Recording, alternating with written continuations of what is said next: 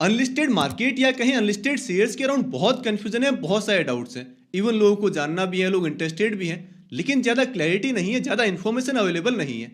तो I thought क्यों ना इस पर एक प्रॉपर डिटेल वीडियो बना दिया जाए।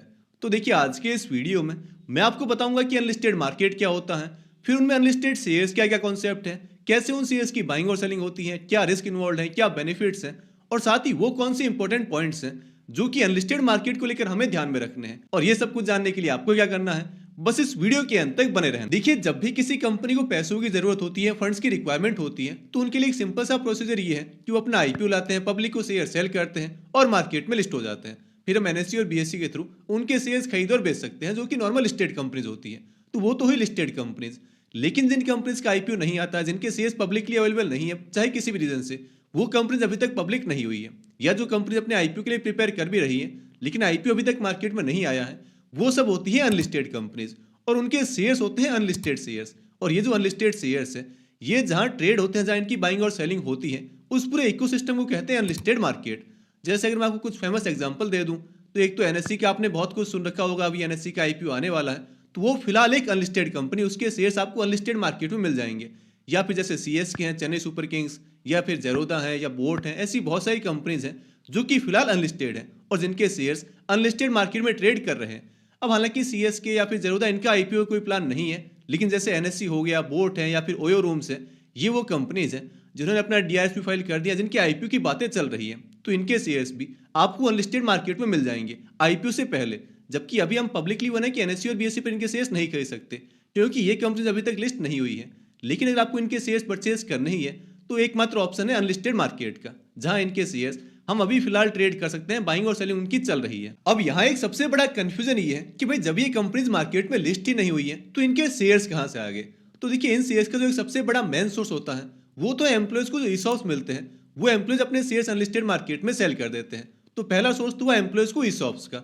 दूसरा है फिर जो कुछ अर्ली इन्वेस्टर्स होते हैं, वो भी अपने शेयर्स अनलिस्टेड मार्केट में अवेलेबल करवा देते हैं, उनके शेयर्स भी अनलिस्टेड मार्केट में ट्रेड करते हैं।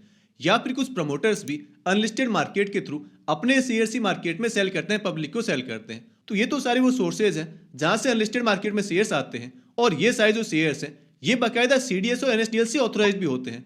यहाँ आपको सारे कॉर्पोरेट एक्सेस भी देखने को मिलेंगे, यहाँ डिविडेंड भी होता है, बोनस भी है, स्प्लिट भी है, वो सब चीजें भी इन शेयर्स के साथ होती हैं। अब अगर बात करें बाइंग और सेलिंग के बारे में, भाई कैसे यहाँ शेयर्स खरीदे जाते हैं, बेचे जाते हैं, तो देखिए, यहाँ बाइंग और सेलिंग का जो प्रोसेस है, वो काफी हद तक सेकेंडरी मार्केट से मिलता जुलता ही है। जैसे सेकेंडरी मार्केट में हम अपने ब्रोकर की ऐप के थ्रू बाइंग और सेलिंग करते हैं, ठीक वैसे ही यहाँ हमें एक प्लेटफॉर्म चूज करना होता है और उस प्लेटफॉर्म के थ्रू हम अपने शेयर्स खरीद सकते हैं। लेकिन एक मेजर डिफरेंस यहाँ ये है, जैसे सेकेंडरी मार्केट में हम 100 रुपए के साथ भी बाइंग सेलिंग कर सकते हैं, लेकिन यहाँ वैसा नहीं है। हर एक प्लेटफॉर्म का अपना एक मिनिमम रिक्वायर्ड अमाउंट है, और उतने अमाउंट से तो आपको शेयर्स परचेज करने ही होंगे।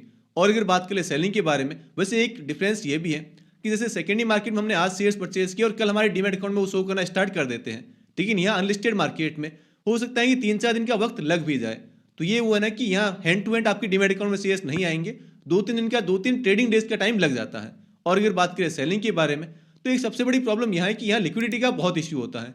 आपकी जो डिजायर्ड सेलिंग प्राइस है, अगर उस प्राइस पर आपके प्लेटफॉर्म को कोई सामने बायर मिल गया, तब तो आपके शेयर सेल हो जाएंगे, वरना फिर आपको सेलिंग में थोड़ी प्रॉब्लम हो सकती है।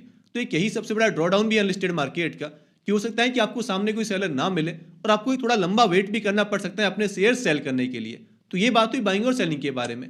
ऑलमोस्ट प्रोसेस सिमिलर है, जो सेकेंडरी मार्केट में चीजें होती है, ठीक वैसे यहाँ भी काम करती है। यहाँ भी बीच में एक प्लेटफॉर्म होता है, उनके थ्रू हम शेयर्स बाय करते हैं, फिर वो 2-3 दिन में हमारे डीमैट अकाउंट में आ जाते हैं, प्रॉपर डीमैट अकाउंट में, सीडीएस और एनएसडीएल वाले में। और जब शेयर सेल करने होते हैं, तो हमें वो है कि अपना ऑर्डर प्लेस कर देना है, फिर उस प्राइस पर जब भी सामने कोई बायर होगा, तो हमारा ऑर्डर एग्जीक्यूट हो जाएगा। अब अगर बात करें कि भाई अनलिस्टेड शेयर्स खरीदने के बेनिफिट्स क्या है, तो देखिए, सबसे बड़ा बेनिफिट तो है प्री आईपीओ इन्वेस्टिंग। जिन भी कंपनीज का आईपीओ आने वाला है, जैसे कि एनएससी है, बोट है, ओयो है, अगर आपको लगता है कि कंपनीज बहुत अच्छी है, इनका आगे का आउटलुक बहुत अच्छा है, तो आप आईपीओ से पहले ही इन कंपनीज के शेयर्स अनलिस्टेड मार्केट से खरीद सकते हैं और इनमें इन्वेस्टर बन सकते हैं, ताकि जब भी इन कंपनीज का आईपीओ आए, अगर आईपीओ बहुत ऊपर की प्राइस पर आएगा, तब तो आपको वैसे भी बेनिफिट होना है। और अगर आईपीओ प्राइस आसपास भी रहे, तो अगर ये कंपनी लॉन्ग टर्म में अच्छा परफॉर्म करती है, तो क्योंकि आपने आईपीओ से पहले ही शेयर्स खरीद रखे हैं, तो वो आपके लिए काफी बेनिफिशियल हो सकता है। क्योंकि आईपीओ में हमें एक फिक्स नंबर ऑफ शेयर्स मिलते हैं, लेकिन अनलिस्टेड मार्केट में आप अपनी कैपेसिटी के अकॉर्डिंग जितने चाहे उतने शेयर्स परचेज कर सकते हैं। या अगर किसी कंपनी का आईपीओ लाने का प्लान नहीं भी है, मान लो कोई स्टार्टअप है, कोई छोटी कंपनी, कोई एसएमई कंपनी है, जिसके आपके पास कोई फर्स्ट हैंड एक्सपीरियंस हो, आपने उस कंपनी के बारे में सुन रखा हो, देख रखा हो, और आपको ये लगता हो कि ये कंपनी लॉन्ग टर्म में बहुत अच्छा परफॉर्म कर सकती है, तो आप बिना आईपीओ का वेट किए, हो सकता है कि आईपीओ तो 4-5 साल बाद आए, लेकिन आईपीओ का वेट किए बिना ही आप अनलिस्टेड मार्केट में उसके इन्वेस्टर बन सकते हो, उसके शेयर्स खरीद सकते हो, ताकि जब भी उसका आईपीओ आए, और अगर आईपीओ ना भी आए, अगर कंपनी लगातार अच्छा परफॉर्म करती रही आपकी एक्सपेक्टेशंस के अकॉर्डिंग, तो उसकी प्राइस अनलिस्टेड मार्केट में भी बढ़नी है, तो वहां भी आपको बेनिफिट ही होगा। तो इसके लिए लोग फिर अनलिस्टेड स्पेस में इन्वेस्टमेंट करते हैं, यहाँ शेयर्स परचेज करते हैं। लेकिन ऐसा नहीं है कि unlisted market totally risk free है, यहाँ भी कुछ रिस्क इन्वॉल्व होते हैं, जिसमें सबसे बड़ा तो है लिक्विडिटी का इश्यू। ये मैंने आपको पहले भी बताया है। हो सकता है कि यहाँ में शेयर्स मिल तो जाए, लेकिन जब अपने शेयर सेल करने जाए, जब सेलिंग का टाइम आए, तो हो सकता है कि हमें सामने कोई बायर ना मिले हमारी वो डिजायर्ड प्राइस पर, और हमें अपने शेयर सेल करने के लिए थोड़ा लंबा वेट करना पड़ सकता है, क्योंकि यह नंबर ऑफ ट्रेड्स बहुत कम होते हैं, या एक्टिविटी थोड़ी कम रहती है। तो सबसे बड़ा रिस्क तो है लिक्विडिटी का। और दूसरा जो रिस्क है वो ये कि देखिए, ये स्पेस इलीगल तो नहीं है, लेकिन इसे कोई ऑथोराइज्ड बॉडी रेगुलेट भी नहीं करती है। इस स्पेस को, अनलिस्टेड मार्केट को सेबी रेगुलेट नहीं करती है। तीसरा रिस्क फिर ये है कि जो अनलिस्टेड कंपनीज हैं उनकी ज्यादा इन्फॉर्मेशन पब्लिक में अवेलेबल नहीं होती है। इनके लिए ऐसा कोई रूल नहीं है कि भाई इन्हें हर महीने बिजनेस अपडेट्स देनी या फिर क्वार्टरली नंबर्स रिपोर्ट करने ही है। जो लिस्टेड कंपनीज हैं उन्हें फिर भी क्वार्टरली नंबर्स पोस्ट करने होते हैं, लेकिन इनके साथ ऐसा कुछ भी नहीं है। तो ये जो लैक ऑफ इन्फॉर्मेशन है, ये भी एक काफी बड़ा रिस्क है। इसके अलावा देखिए, अनलिस्टेड शेयर्स की प्राइस डिस्कवरी होती है टोटली डिमांड एंड सप्लाई के बेस पर। तो यहाँ कंपनीज की actual real value find out करना बहुत मुश्किल है, बहुत ही टफ है।